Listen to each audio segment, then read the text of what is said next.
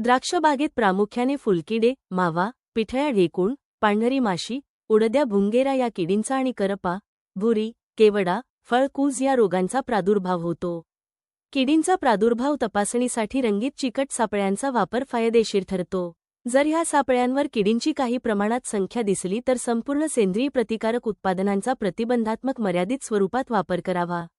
नीम तेल, लसूण, मिरची, तंबाखू, अर्क, गोमूत्र यांचा आलटून पालटून वापर करावा. जर प्रादुर्भाव थोडा जास्त ते मध्यम स्वरूपाचा असेल तर नियंत्रणासाठी व्हर्टिसिलियम, बवेरिया, नोमार्कसचा आलटून पालटून मर्यादित वापर करावा. रोग नियंत्रणात प्रतिबंधात्मक उपाय म्हणून बोर्डो, प्रक्रिया केलेले ताक यांचा आलटून पालटून वापर करावा.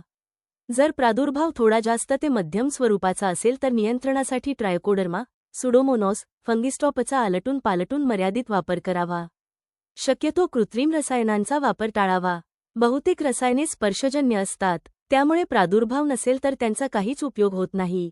किंबहुना त्यांच्या वापरामुळे उपयुक्त परभक्षी मित्रकिडी नष्ट होतात. काही उपयुक्त मित्र कीटकांची ओळख पुढीलप्रमाणे